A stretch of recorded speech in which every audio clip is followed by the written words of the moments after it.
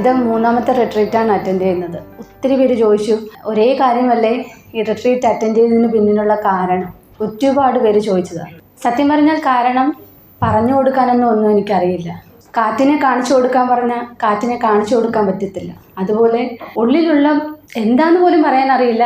ആ ഒരു ട്രാൻസ്ഫോർമേഷൻ അത് പുറമേ എങ്ങനെ എക്സ്പ്രസ് ചെയ്യണമെന്നോ പുറമേ എങ്ങനെ പറഞ്ഞു കൊടുക്കണമെന്നോ അറിയാത്തത് കൊണ്ടാണ് അറിയില്ല എന്ന് പറയുന്നത്.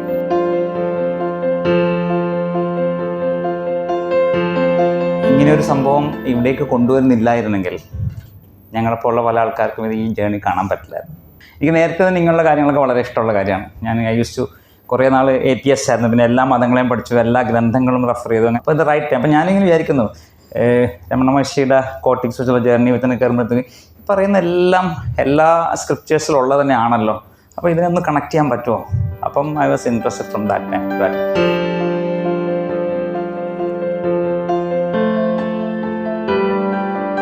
പിന്നെ എനിക്ക് സാറിനെ കാണാനോ അല്ലെങ്കിൽ മാമിനെ കാണാനോ അങ്ങനെ വിചാരിക്കുന്നത് എൻ്റെ ഒരു കുടുംബത്തിലേക്ക് വരുന്ന പോലെയാണ്.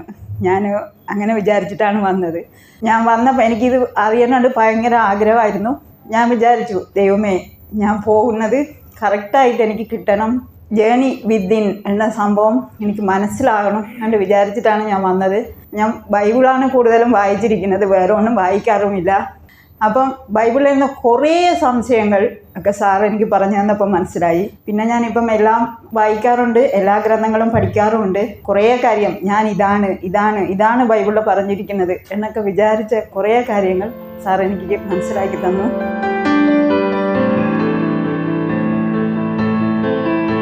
ഈ 3 റിട്രീറ്റും പല അനുഭവങ്ങളിലൂടെ കടത്തി വിട്ടിട്ടുണ്ട്. ശരിക്കും ഫസ്റ്റ് റിട്രീറ്റിന് വരുമ്പോൾ തന്നെ ഞാൻ പറഞ്ഞിട്ടുണ്ട്, ജേണി വിത്തിൻ സെഷൻ അറ്റൻഡ് ചെയ്യുമ്പം ഒന്നും എനിക്ക് വലിയ ക്ലാരിറ്റി ഒന്നും കിട്ടിയിട്ടില്ല. റിട്രീറ്റിലൂടെ കിട്ടിയ ക്ലാരിറ്റിയാണ് ഈ കഴിഞ്ഞ 6 മാസമായി തുടർച്ചയായിട്ട് സെൽഫ് എൻക്വയറി പ്രാക്ടീസ് ചെയ്യാൻ പ്രേരിപ്പിച്ചത്. അത് ലൈഫിലുണ്ടാക്കിയിട്ടുള്ള ആ ഒരു ട്രാൻസ്ഫോർമേഷനും അത്രയും വലുതാണ്. അത് നമ്മൾ ഫീൽ ചെയ്യുന്നത് പോലെ തന്നെ കൂടെയുള്ള ഓരോരുത്തരും ഫീൽ ചെയ്യുന്നുണ്ട്.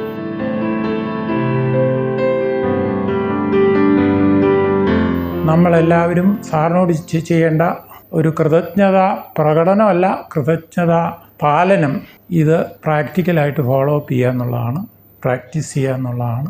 അല്ലെങ്കിൽ ഇതൊക്കെ പറന്നു പോകും. ഇനിയും കൂടുതൽ ക്ലാസ്സുകളിൽ നമുക്കൊക്കെ പല വിധത്തിലും ഓൺലൈനായിട്ടും ഓഫ്ലൈനുമായിട്ടുമൊക്കെ പങ്കെടുക്കാൻ കഴിയട്ടെ എന്ന് പ്രാർത്ഥിക്കുന്നു. ഇവിടെ വന്നത് കുറേ ഇൻസൈറ്റ്സ് ഉണ്ടായി. ഒന്ന്, ഈ പറഞ്ഞ നമ്മൾ കുറേ ഓടി നടക്കുന്ന മുഴുവൻ ആ ഉറുമ്പ് അരിമണി പറക്കുന്ന അത്രേ ഉള്ളൂ സംഭവം. അതിനാണ് ഈ കിടന്ന് ഓടുന്നത്. ഇതിൻ്റെ ഒന്നും ആവശ്യമില്ല. അപ്പോൾ ഞാനിങ്ങനെ ഭയങ്കരമായിട്ട് ഓടിയൊരു സമയം ഉണ്ടായിരുന്നു. സംവെയർ ഡൗൺ ദ ലൈൻ എനിക്കൊരു ഫീലിംഗ് ഉണ്ടായിരുന്നു, എനിക്കൊന്ന് സ്ലോ ഡൗൺ ചെയ്യണം. സാറിൻ്റെ വീഡിയോസ് ഞാൻ കാണാൻ തുടങ്ങിയിട്ടൊരു ഹാർഡ്ലി ഒരു 3-4 months ആയിട്ടുള്ളൂ. കാരണം ഏപ്രിലിൽ ഞാൻ VRS എടുത്തതിൽ പിന്നെ എൻ്റെ മോളുടെ അടുത്തേക്ക് പോയി UK.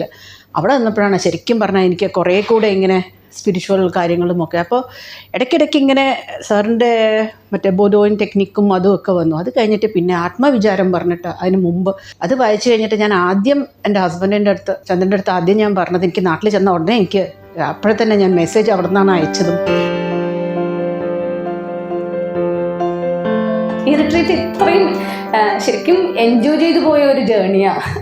ഇർഷാദ് സാറിനും ഓരോ മെമ്പേഴ്സിനും സ്പെഷ്യൽ താങ്ക്സ്. എത്ര നന്ദി പറഞ്ഞാലും മതിയാവില്ല. കാരണം നമ്മൾ ഫസ്റ്റ് റിട്രീറ്റ് അറ്റൻഡ് ചെയ്ത സമയത്ത് ഒത്തിരി എൻജോയ് ചെയ്തു.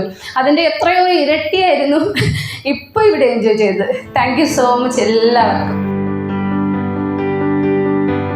ഫോർച്ചുനേറ്റ്ലി അല്ലെങ്കിൽ ആ ഗ്രേസ് ഗുരുവിൻ്റെ അനുഗ്രഹം ഉള്ളതുകൊണ്ട് കൃത്യമായിട്ട് ഈ ഒരു പ്രോഗ്രാമിൽ വന്ന് ഞാൻ ഒട്ടും വിചാരിച്ചതല്ല വരണമെന്ന് സത്യം പറഞ്ഞാൽ. പക്ഷേ എനിക്ക് എവിടെ നിന്നോ പെട്ടെന്ന് ഒരു തോന്നൽ വന്ന് ഇതിൽ പോകണം എന്തായാലും എന്ന് പറഞ്ഞിട്ട്. അപ്പോൾ അങ്ങനെയാണ് ഞാൻ ജോയിൻ ചെയ്തത്. എനിക്കിപ്പോൾ ഇന്നത്തെ ദിവസം എനിക്ക് ക്വസ്റ്റ്യൻസ് ഒന്നും ഇല്ല എന്നുള്ളതാണ്. ഇനി ഉള്ളത് പ്രാക്ടീസസ് മാത്രമാണ്. കാരണം എൻ്റെ ക്വസ്റ്റ്യൻസ് ഒക്കെ ഓൾമോസ്റ്റ് തീർന്ന പോലെയാണ് എനിക്ക് തോന്നിയത്. എൻ്റെ സംശയങ്ങളൊക്കെ തീർന്നു.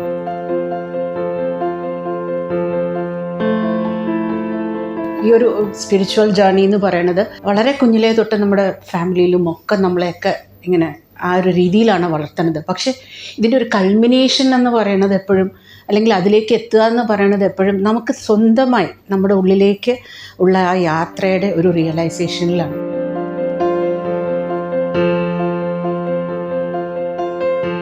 പക്ഷെ ഇപ്പം എനിക്ക് ഗെയിൻ ചെയ്യുന്നോ ലൂസ് ചെയ്യുന്നോ എന്നെ സംബന്ധിച്ചൊരു സബ്ജക്റ്റേ അല്ലാണ്ടായി. മോർ ഞാൻ എന്നോട് തന്നെ വിത്തിനാണ് ഞാൻ ശരിക്കും പോകുന്നത്. Like I'm asking myself that who am I എന്നുള്ള ചോദ്യങ്ങൾക്ക് പതുക്കെ ഉത്തരം കിട്ടി. കാരണം നേരത്തെ ഞാൻ കണ്ട ഒരു പർപ്പസ് ഓഫ് ലൈഫ് ഞാനൊരു സെറ്റ് ചെയ്തൊരു മിഷൻ ഉണ്ടായിരുന്നു. അതിൽ നിന്നും കുറച്ചും കൂടെ ഒരു നെക്സ്റ്റ് ലെവലിലേക്ക് പോകാൻ എന്നെ ഈ ജേർണി ശരിക്കും ഹെൽപ്പ് ചെയ്യുന്നുണ്ട് sir. Thank you so much. ഓരോ അമ്പലങ്ങളിലും കയറി ഇറങ്ങി ഈശ്വരനെ പ്രാർത്ഥിച്ച് അതാണ് ഈശ്വരൻ എന്ന് പറഞ്ഞ രൂപങ്ങൾ കണ്ടുകൊണ്ടിരുന്നപ്പോൾ ഇപ്പം ഞാൻ കാണുന്ന ഈശ്വരൻ സാറ് തന്നെയാണ്. എന്നിട്ട് സാറ് പറഞ്ഞു ഈശ്വരനും നമ്മളും ഒന്ന് തന്നെയാണ്, അങ്ങനെ ചിന്തിക്കാൻ. അപ്പം നമ്മളെല്ലാവരും ഒന്നാണ് എന്ന പരമമായ സത്യം മനസ്സിലാക്കിക്കൊണ്ടു വന്നിരിക്കുന്ന ഗുരുനാഥന്, ഈശ്വരന് നന്ദി പറയാൻ ഒരാളിപ്പോഴും ഉള്ളിൽ ജീവിച്ചിരിപ്പുണ്ട്. പോയിട്ടില്ല, പക്ഷേ ഒത്തിരി കുറഞ്ഞിട്ടുണ്ട്. Thank you so much.